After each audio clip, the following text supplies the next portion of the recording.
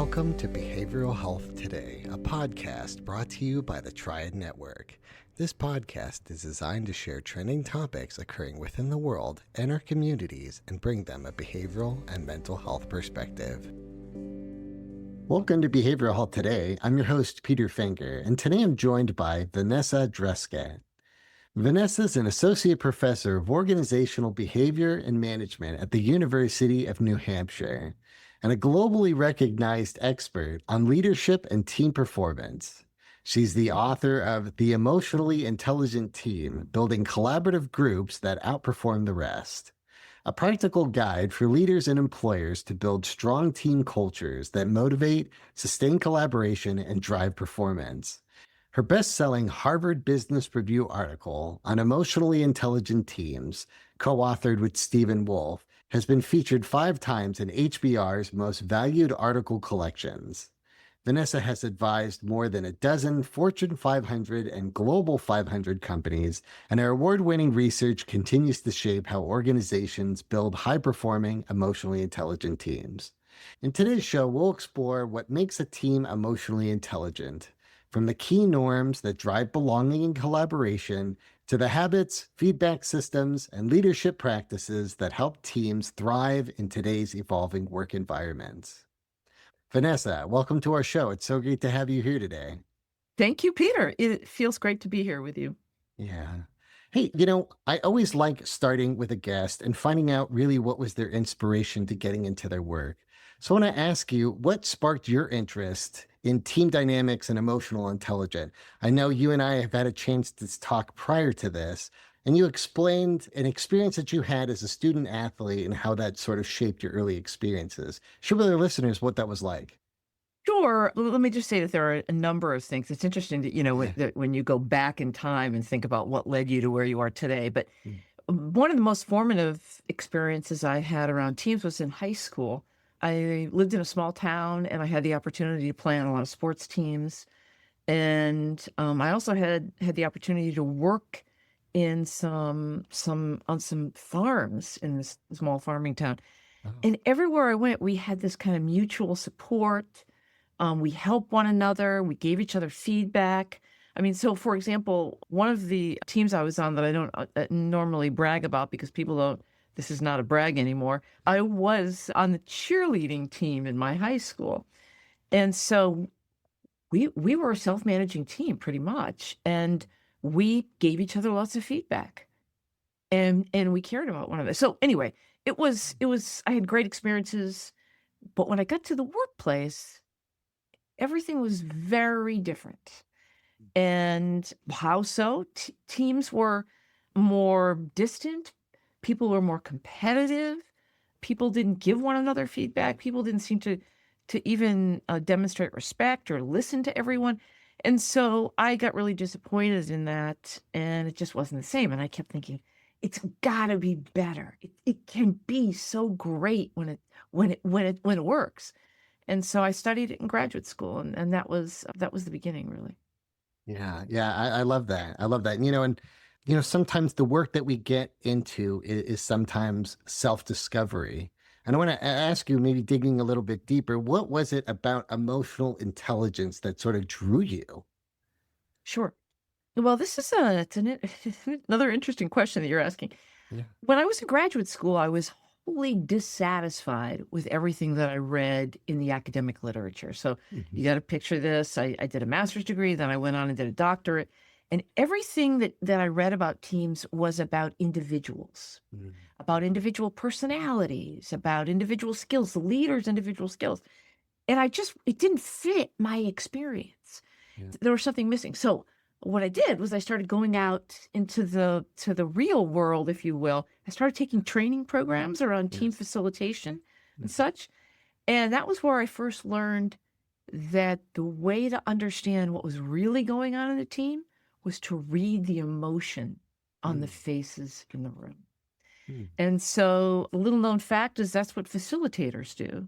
So they look at emotion as contagious in teams and in any group. And so you can read what's going on. You can read People telegraph constantly what their needs are through their facial expressions and their body language.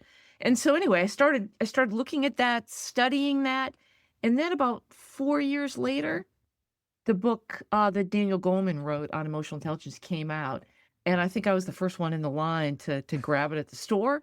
I ate it up. It Yeah. fit. It was a label. It was a way of talking about what I had learned, and that really started my journey in examining what emotional intelligence looked like in a team. Yeah, yeah, I love that. One of the things that's so encouraging about this topic is, unlike IQ, which we're sort of born with, and to raise a point can require a lot of work. EQ is something that can be taught, and I know that that's sort of the backbone of your book and of your work. To cite some of the work that you're doing, you've said that most people are taught how to lead and not how to build a team. I want to ask you, why is that distinction so important? And how does emotional intelligence help bridge that gap? Sure. That distinction is huge. Mm. So, I've made it my life's work to go out into organizations and observe teams, study teams, meet team leaders, interview folks. And what I see consistently is people winging it. Leaders are winging it. They don't really know where to begin. At best, what they do is they think back to the best teams they were on and use some of that. Yeah. But at the same time, I've been part of many leadership development programs that focus on self-awareness, conflict management, Mm. one-on-one coaching, strategy. But we don't broach what it is to lead a team. What teams need, what goes on in the minds of people when they join teams. And it turns out, and this is where emotion comes in, when we enter teams, we have certain emotional needs that are generated. Mm. And one of the most obvious ones you and your audience will resonate with is simply the need to be accepted. Yes. It's not something we necessarily feel everywhere we go, but when we enter a team, it's foremost in our mind. And so much of team leadership is about checking that box, bringing people in, and then doing other things as well, which we'll talk about. But if leaders don't understand that, they don't understand the truly human part of teamwork, and they think it's just about task work, Sure. they're missing out on the collaborative potential of their team. Yeah. Yeah. Yeah. It almost seems like if we're focused on the task, we're almost missing half the collaboration that's there. Exactly. Yeah. Exactly. Yeah. And the task matters. Ultimately, It that's what does. makes you high performing. But you can't motivate, you can't engage, you Mhm. can't get people to listen and build on one another's ideas unless you've built sort of an emotional attachment to one another and to the team. Yeah. Yeah. Yeah. Yeah. And also, you're cultivating trust there as well. Yes. Yeah. Yeah. So I Absolutely. know, I know at the heart of your work, the idea of an emotional intelligent team isn't made up by emotionally intelligent individuals. Can you explain what makes a team emotionally intelligent? Sure. Well, first of all, when I was first asked to write about what an emotionally intelligent team would look like, everyone expected me to just basically average the emotional intelligence of the room. But that's not what happens because we come into teams with a certain set of skills. But what really regulates and regularizes behavior in teams are norms, habits, Mm. patterns of interactions. So it's sort of like the rules of interaction, what's normal in a team. A quick example is Yeah. when you enter the team, do people say hello or not? Or do we just get right to task? So anyway, an emotionally intelligent team is a team that builds norms that meet the emotional needs of the members Mm. and that engage them in the task, engage them, give them influence over the task. That's one of our emotional needs, Okay. and help build a high performing team. So let me say one more thing about this. So why doesn't just your irregular emotional intelligence do that? Because your empathy or your self-awareness doesn't necessarily come into play in all interactions. Mhm. But, maybe you've been in a team before where your empathy doesn't get to be used, or your talents don't get to be used, Mhm. or why should you be empathetic if no one else is?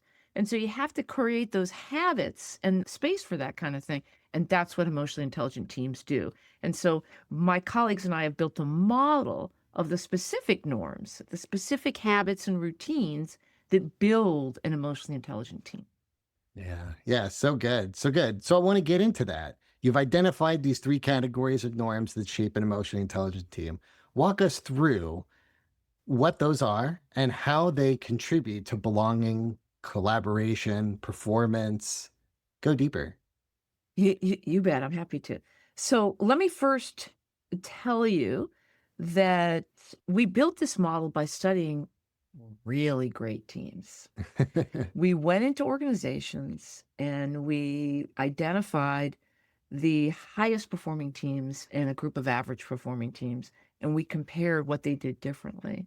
Mm. And that was originally how we began to define many of the norms in our model, and really define emotional intelligence, because what we saw in those teams was indeed emotionally intelligent interactions. Okay, so the first cluster of those norms is something that we call how we help one another succeed. This cluster focuses on the individual. There's a tenet in group dynamics, which is that if you don't take care of the individual, that's all they're going to think about. That in the team, they think about themselves. They become self-focused, self-protective. And so the first set of norms really focuses on the individuals and helping them be their best selves in the team. And it begins to build the sense of belonging, right? So the specific norms within that are norms about getting to know one another well. So, what is it? What are the talents that you bring to the game, Peter? What are the obvious talents, the hidden talents? Oh, what do we need to know about you that can help us interact with you well? One of my favorite ways of thinking about this is to think about sports teams and bands or musicians, that you can't play well with one another unless you know something about how everyone plays. What are their preferences? So anyway, the first norm really is about getting to know people. Of course, you got to keep it bounded. Second norm is about sheer respect. How are we going to define, what is it that Peter needs to feel respected and valued? If you don't feel valued, you don't feel like you belong. I'll define belonging in a few minutes. And then the third one is feedback. If we really want to help you succeed, then we want to let you know what you're doing well, how you're contributing, and what we want you to do differently next time. So what I've seen in teams is people tell one another, look, you need to speak up more. You need to be more confident when you speak. Otherwise, your comments get lost, and is very helpful. Or can also be something as minor as, if you don't show up on time, it's really hard for the rest of us. Right. And so, little things like that. So that's the first cluster. Yeah. Second cluster is about assessment. And this is about the continually checking in. So no team is perfect. Even emotionally intelligent teams have conflicts and problems. So this norm is about periodically, consistently checking in and evaluating, what are we doing well? What do we need to tweak? Are our habits and routines working for everyone? And this is where everyone gets to influence that. And there's kind of two ways to do it. One is to look at with a hopeful lens. What are we doing well? What can we look forward to in the future? And the other lens is a little more critical. How can we think proactively and think about problems that are coming down? What do we need to do differently to keep ourselves solving current problems and setting ourselves up for future problems? Okay. Third cluster of norms is about reaching out and building relationships with people who can give you resources and information you can bring back in that can help you solve those problems, innovate, etc. So all three of them require building an awareness, either of the team members, of the team and its processes, or of your stakeholders. And all three require managing yourselves in those contexts, helping team members manage themselves with feedback, helping the team, not get too negative, not get overly toxically positive, but also on the outside, helping your stakeholders help you by getting information and things from them. We'll be right back after a word from our sponsor. Are you preparing for a licensure exam in psychology, social work, marriage and family therapy, counseling, or behavioral analysis? AATBS is here to help. We have been supporting behavioral and mental health students to prepare for their licensure exams for more than 45 years, working with over 1 million students to succeed on test day and move on to the next step in their career. With products ranging from comprehensive courses to quiz banks and delivered live online, self-study online, and in print, AATBS has test prep solutions that meet every student's needs and learning styles. Visit us today at aatbs.com. That's aatbs.com and use promo code BHT15 to save 15% off your next purchase.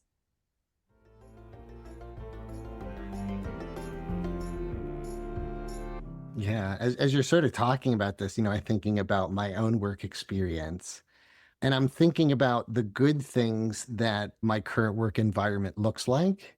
You know, the sort of the first cluster you're talking about is getting folks to know who you are or getting an opportunity to share about the person that you are, right? And some of the ways I see that sort of executed, and maybe you can help me broaden what this looks like, is when we have a meeting, we'll start off with personal stuff. What's going on in your life that is outside of work?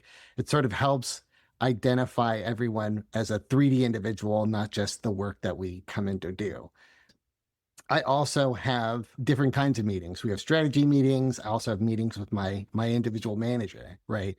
And I feel like the conversations that I have with my manager always begin with what's going on in your life, and we have a chance to sort of decompress before we get into work, right? I think all of those sort of help give each other a chance to know one another better, and also sort of see each other as a rounded individual. The other thing you're talking about is incorporating a collaborative approach. When we have our strategy meetings and sort of how we organize our products, it's individually ran by those that are creating that task. So there's agency there. Like, we sort of decide what tasks we should be working on at the current moment and how those things go. But we give updates in a larger scale where more people can sort of collaborate, right? There's problem solving that other people can get involved with in the one project that you're working on. And then lastly, you're talking about feedback and assessment. Beyond just having an opportunity to reflect on projects post-task, we also will have like check-ins, right? And those can be very formal, like employee evaluation, but then it can also be very informal, like we have a meeting each week and we have an opportunity to talk about each of those projects, and then a chance to sort of collaborate in a very casual setting, right? Call it a sprint meeting. So I see all of those things, and I'm seeing how those are structured in our business. It's called a meeting. It's called a strategy meeting. It's called a one-on-one meeting. We all these different types of meetings, but it sort of rounds out that experience to where our work culture is sort of incorporating some of those norms that you've set up. Sounds fabulous. Yeah. Yeah. So are you hiring? Well, I guess I want to ask you, and this is sort of building on that. What are other ways that you see sort of these norms applied practically? Sure. Maybe is there like a sort of meeting that you might encourage? Is there maybe time that you take weekly to meet with somebody? What does that look like in practice? Sure. Well, first of all, let's just talk about the different clusters of norms. In practice, what you're doing with your check-ins is phenomenal. And what I have found is that, first of all, most teams don't do that, or if they do that, it's not all that helpful. Some teams, want to just find out, your feelings about the current project, or, what's going on right now. My favorite two questions are, what are you excited about and what are you nervous about right now? Sometimes I see those check-ins being opportunities for impressing rather than expressing, right? And that's when they get bad. But But I think those are super ways to begin to peel the onion of who the people are in your team. The other things that I've done periodically, if you ever, have a day where you want to spend, 20 minutes learning a little bit more about one another or sharing information about what happened over the holidays or over the summer. One of my favorite activities is something called a gallery walk, where if you're meeting virtually, everybody gets a PowerPoint slide and they can put pictures up or they can put phrases up or comments up to questions. So somebody would come up with the questions to ask, what was the highlight of your holidays? And, what are you most looking forward to in the new year? Something like this. Yeah. And then you put up those pictures and then everybody gets a few minutes to sort of explain what happened to them. And again, it peels the onion. You start to see people as more human. Yes. By the way, this builds trust and psychological safety. There's no way to build trust and safety without really getting to know people and helping people feel known and understood. So back to this idea of belonging. Belonging at its core it begins with, I feel accepted, but I also feel known. I feel understood. People know who I really am. So that's one of the things. The other thing is just simply getting together for lunch, But during the pandemic, a lot of the teams that I was working with would just have 2 or 3 people get together for lunch over Zoom or, electronic meeting software and just, no work can be discussed, what's going on, or it can be about work, but not about current projects. It can be about, tell me about your old jobs. What have you done in the past? Okay. So that's that. Let me just also give you 2 more examples of norms for each of the clusters. In the middle cluster, which is again about assessment and thinking in advance, being strategic, one of my favorite activities is a SWOT analysis. Are you familiar with SWOT analysis? Yes. Strengths, weaknesses, opportunities, and threats. So you could even do that at the end of a meeting, right? The more often you do it, the tighter it can become. And if you need to have a longer conversation, you can move it, you can table it and put it into the next meeting. But what are the opportunities we're missing? What are the threats coming down the pike? People are smarter than individuals. Groups, together we're smarter than we are alone. And something that you say, Peter, is gonna strike up something that I say. And that's always the way groups have worked. And so doing that kind of assessment together makes a big difference. Last thing, in the final cluster, my favorite activity is a stakeholder analysis. We put together a sheet of people. I've done this a lot of times with teams where we just put it right on the wall if we're meeting face to face, or on a PowerPoint slide or Excel sheet online. You just list all this. Who are the stakeholders? Do we know them? Who could be an ambassador? Who should we visit? Who's got information that can help us, figure out what's happening six months from now, or et cetera, et cetera. You get the point. Yeah. No, I love those ideas. So one, I love the idea of the gallery demonstration. Oftentimes in my work environment, sometimes folks are siloed and marketing department doesn't always talk with customer service, et cetera. Like we don't always get an opportunity to engage and know them. And having an activity like that to where folks can sort of share, I feel like it gives like you said, a sense of collaboration, a sense of belonging. The other thing I wanted to say is that those 2 questions you asked, how are you feeling? What are you afraid of? I think that is so good to ask because one, again, it really helps us to sort of tap into the emotions. Second thing is that when we are often paralyzed with procrastination or something, it's a hard time getting started. Oftentimes it's related to our fears. Our fears is causing a block. And so by asking that question, creating an opportunity for collaboration can sort of remove those barriers and we can get better performance. So I love those questions and I like that approach. Yeah, absolutely. It makes saying negative things okay, which is really important. Yeah, that's great. So I know you describe teams as emotional incubators. How does this affect their sense of belonging? And what can leaders do to help team members feel accepted and mutually supported? Yeah, great question. First of all, ironically, team researchers have called teams emotional incubators for decades. But we haven't explored what that means. We just say, hey, they're emotional incubators. So what do we do with it? This is why. Little known fact is that every interaction we have generates emotion.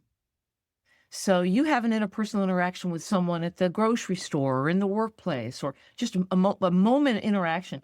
It's an exchange of emotion. And so what happens when you bring that into the team setting, you're just multiplying. I mean, it is impossible not to have a lot of emotion running around the room. And it's contagious. That's not something you need to know. But also, what I find is that leaders are afraid of it. Mm. So lots of leaders want to control it. Coming back to one of your earlier questions around, we don't teach, leaders how to lead teams. What I do find is that emotionally intelligent leaders are better at building emotionally intelligent teams because they're more open to the information that comes from emotion. So they allow it to come out more.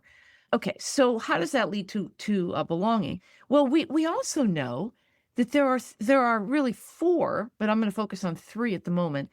Three primary innate needs.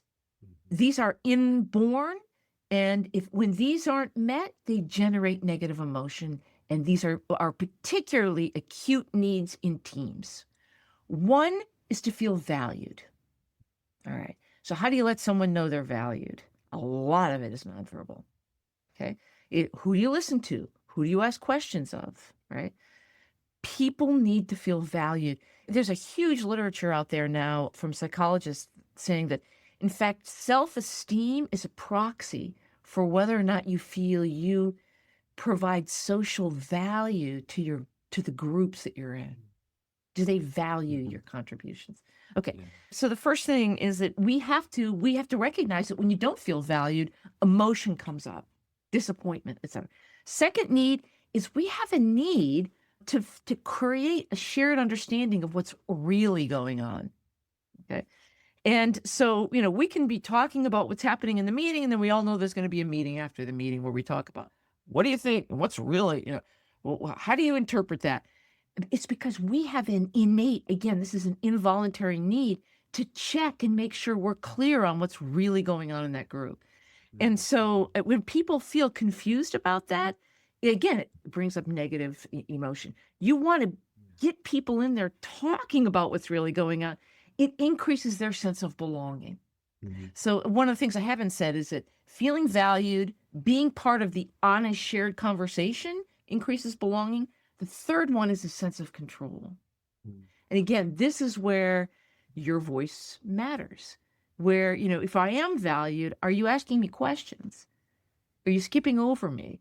Are you picking up your phone? I wish I had my phone around here. One of my favorite things I notice all the time is when people pick up their phone in the middle of a conversation group. Mm-hmm. Here's the problem. It doesn't happen for everyone. It never happens when the team leader's talking or when the seasoned high status people. I mean, you can't get rid of status in teams.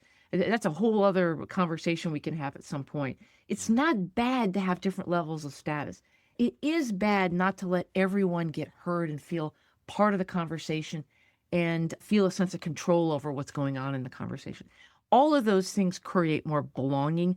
All of those things will create negative emotion. Perhaps you know this, when people feel like they're not getting heard, they start behaving badly. There's a whole literature on why people behave badly in teams, and a lot of it is when their need to belong isn't met. Yeah. I want to sort of tail off of that and ask you, what are some of the things that you look at that might suggest that somebody isn't feeling valued? Is there any body language, any behavior that might suggest that?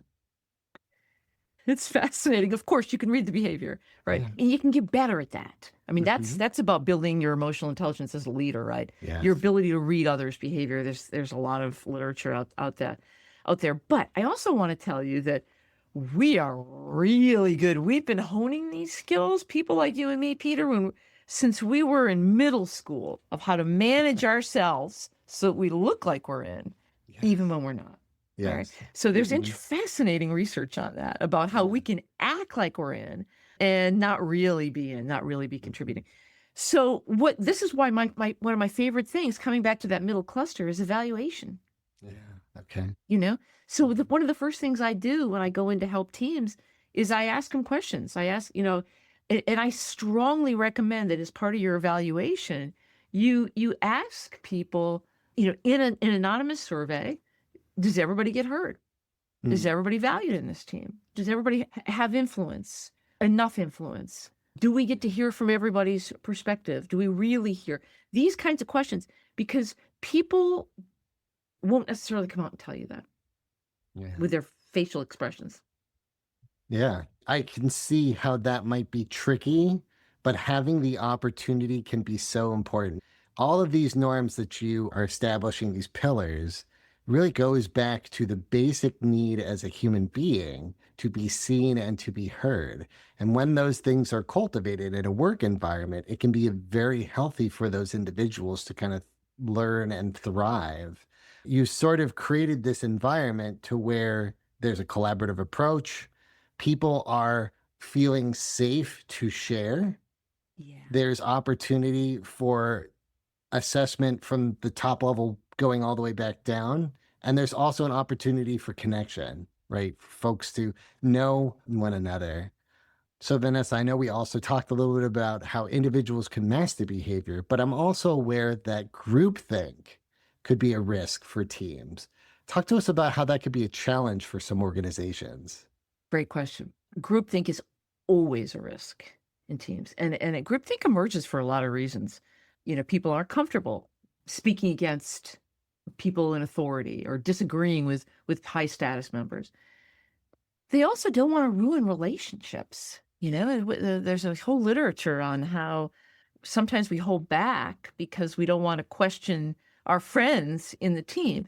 And so there's two things that go on in emotionally intelligent teams that help us fight the tendency for groupthink.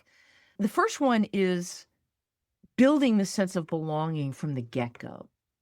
So one of the key reasons that people hold back is they don't feel like their authentic, real self is valued, or that their ideas are really valued in the team. So belonging checks a box, and of course it's not really checking a box because it's always waxing and waning, but it helps in that regard. So people do feel like their unique self is known and valued in the team. But we have a second norm in the second cluster. So the second cluster of norms, I mentioned to you about the assessment. What I haven't mentioned to you is a norm that we call support expression. And we learned this, it's kind of a crazy norm, but we've learned it from studying great teams and how they avoid groupthink. So what they do is they have tools or phrases or things they do that continually remind people that the team wants to hear their views, their honest views. All right. So let me give you a couple of examples. I met a truly outstanding team leader who brings an elephant into every one of her meetings and puts it in front of her. If it's an online meeting, it's sitting right there. And this is a reminder. I want to know if there's elephants in the room, if there's something that you're not saying. I want to hear it. We all want to hear it. It's a reminder. It's a physical reminder. Another one of my favorite stories was a brand new leader at one of the best Boston hospitals that had to be turned around. It was having financial problems. Okay. And what he did in his boardroom was he put a hat. It was like a construction hat that he bought on Amazon with a bunch of bubbles and lights. And he put it in the center of the table and he said, anytime you feel like you've got something to say that needs to be heard or that rubs against the grain or that isn't getting heard, I want you to put that hat on and turn on the lights immediately. Okay. And the hat sat there. In my experience, you don't have to point to the hat or put it on your head. You see it there and you can even say, I've got a hat issue. And that this reminds you that it's your job to speak up. There's two more things I want to say about this that are really critical. One, fascinating science, a study done by social neuroscientists that examines what goes on in the brain when you're about to disagree with the group. Okay. So we used to think that conformity was like this choice, like you would say, oh, I think I'll hold back on that one. That's not how it works. The way it works is that your brain slowly decides, it sends an error message, slowly decides that you've got an error going on here. Others would have brought this up already if it had occurred. And so it's a slow error message that emerges in your brain. And so you have to do something that's going to discourage that, because we are wired to want to belong. We're wired to want to maintain that sense of belonging, especially in teams where people feel like their belonging is tenuous. They're really going to hold back. I also want to tell you that I have a quote from John F. Kennedy posted above my desk here. And it says, without debate, without criticism, no administration, no country, I'm going to add no team, can succeed, and no republic can survive. We need debate. We need criticism. And teams are good at it when they're invited into it, and when they know it's not going to hurt their relationship overall. Yeah, I love that. I love the physical reminder that this can be a safe space. Sometimes people need to be reminded that it's okay to speak up. And if you're not emotionally intelligent and allowing space for feedback, you're talking about maybe that slower response to a disagreement, those voices don't get heard. And by having something that can say, this is a safe environment, please speak up your mind. You talked a little bit about the individual and having those needs met and being able to express yourself. I think that creates a very good safe space. Again, I think what also can cultivate in that environment is that you can say what you're saying, but it doesn't necessarily have to be the right or only way. And I think it can create a stronger collaborative environment. And we're sort of seeing this within our nation right now. When we have too much of the same thinking, it doesn't create enough discourse for those chunky areas in between. And we start to get into black and white thinking. That type of environment where it can be safe, we can create a lot of feedback, often makes us stronger in the end. Totally makes us stronger. And let me just say something that the data are very clear on this. The more people you hear from, the more disparate ideas are shared, the better and the more innovative are your decisions. Yeah. And we've been clear on that. The hard part has been convincing leaders that matters, finding a way to not let the discussion take up too much time, because no one's got time these days, right? And so that's an issue. But convincing, it takes a lot of convincing to tell people that it's the collective brain that makes us smart. And that requires hearing from everyone. Yeah. Right. So good. I want to ask you, for somebody who's interviewing for a new organization, or maybe somebody who might be reflecting on their current one, what are some of the few questions that they can ask to better understand the emotional culture of that team? Yeah. First thing I would say is, how well do people know one another here? Minor little thing, but we've known for a long time that relationships in the workplace are a huge motivator. They get people out of bed in the morning. And so I would want to know, how do we take the time to know who we're working with? The other one is, I would ask about the informal and the formal culture. What's the difference between the informal and formal culture? So, most organizations these days have a set of values and blah, blah, blah. And so that's the formal culture. But informally, what does it really feel like? And are people allowed to speak their mind? Does the person, if you're interviewing, do you feel comfortable speaking your mind in this environment? And is that valued? I would ask that. It's tough when you're interviewing. We have a concept in my field called the realistic job preview. Realistic. So when I interview people, I always say, let me give you the realistic job preview. This is what's great about the place. And these are some things we're still working on, right? And so I would say, I really want to get a realistic view of this place. And I would ask questions about relationships and, do you feel valued in your role? I loved in that questioning that you actually went back to the interviewer because, getting their own individual experience and how they relate to the higher team. And I love that perspective. I'm going to go one more, and I'm going to ask you, if a team leader or aspiring leader is listening today, what is something that they can work on today, maybe a small or high impact habit that could begin right today that will help them create an emotionally intelligent team? What do you suggest?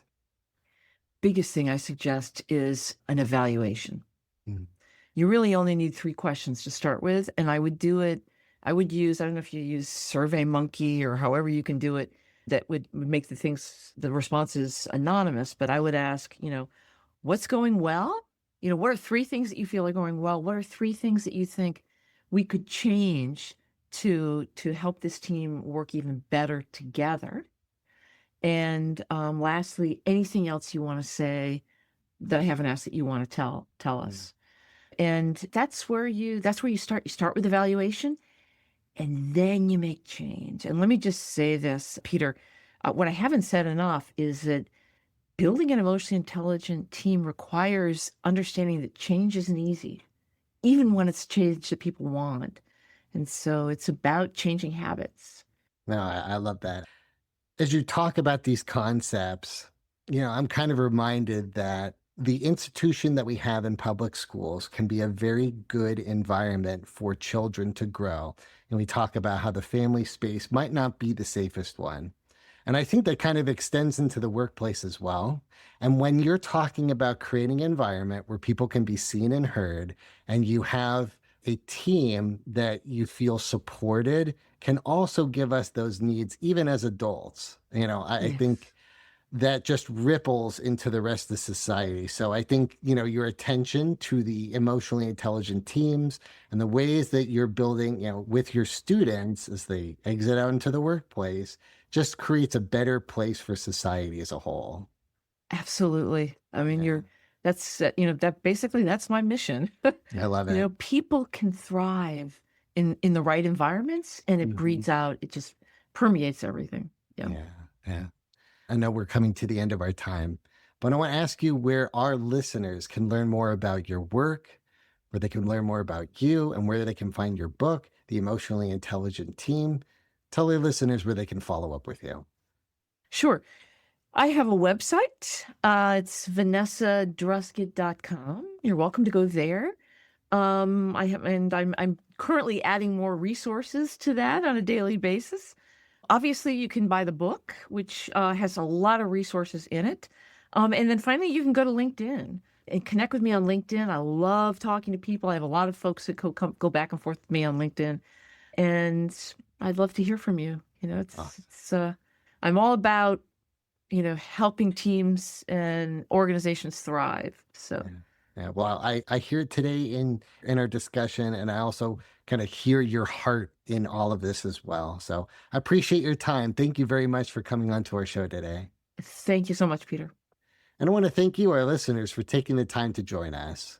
You can follow us on all of our social media at Instagram, TikTok, LinkedIn, YouTube, and more at Behavioral Health Today. If you like our show, give us 5 stars and leave us a review. As always, the resources for this episode and an archive of all of our other episodes can be found on our webpage at triadhq.com/BHT. And we look forward to having you back with us next time on Behavioral Health Today. We appreciate all the support from our community, and if you like our show, one of the best ways you can support it is by giving us a 5-star rating and leaving a review. Behavioral Health Today is a podcast part of the Triad Behavioral Health Network, all rights reserved.